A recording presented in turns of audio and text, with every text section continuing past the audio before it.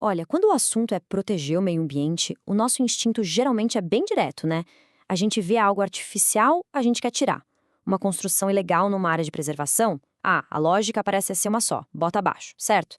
Mas e se, em alguns casos, esse nosso primeiro instinto estiver, assim, completamente enganado? Pois é, essa é a grande questão que a gente vai investigar agora. Será que para salvar um ecossistema a gente tem sempre que destruir o que não pertence a ele? A resposta, adianto logo, é bem mais complexa e, olha, surpreendente do que parece. Então vamos mergulhar de cabeça nisso. A nossa história acontece, olha só, na área de proteção ambiental da Serra da Mantiqueira, lá em Minas Gerais. E é justamente ali que um chalezinho, um único chalé, se tornou o centro de um dilema ambiental que, sinceramente, virou tudo de cabeça para baixo.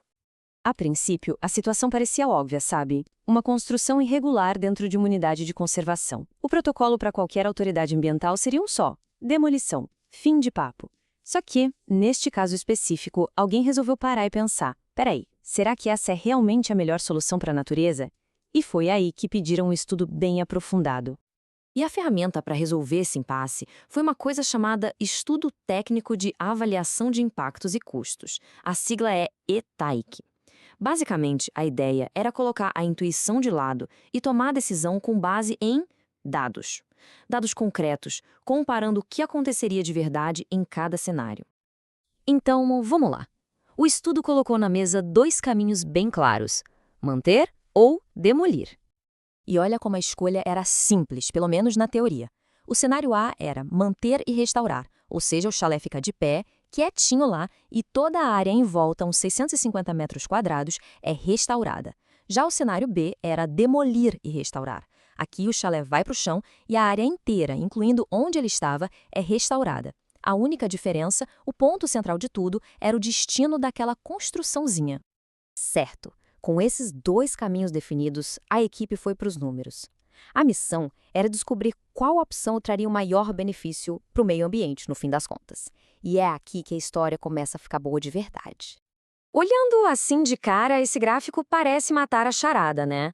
No cenário A, mantendo o chalé, a gente restaura 90% da área. Já no cenário B, demolindo, a restauração é de 100%. Bom, caso encerrado, certo? Demolir é melhor, parece óbvio. Só que não tão rápido, porque como em toda boa análise, o pulo do gato está nos detalhes. O estudo foi muito além desse número.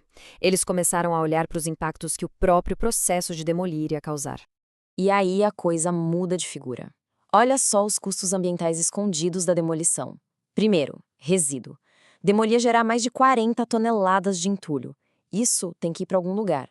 Segundo, erosão do solo, um risco que aumentaria bastante, pelo menos por um tempo.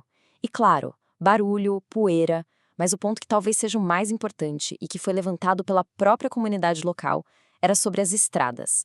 O entra e sai de caminhão pesado ia simplesmente arrebentar com as estradinhas de terra da região, que já não eram grande coisa.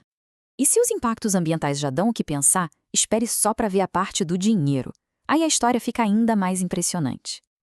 Ok, cenário A: manter o chalé e restaurar em volta. Custo total? R$ 30.842. É importante notar, esse é um dinheiro que iria na íntegra para a recuperação da natureza. Agora, o custo do cenário B, de demolir e depois restaurar, o valor pula para R$ 117.836. Sim, é isso mesmo. A diferença é absurda. A pergunta que não quer calar é: por quê? Como é que demolir pode ser quase 4 vezes mais caro?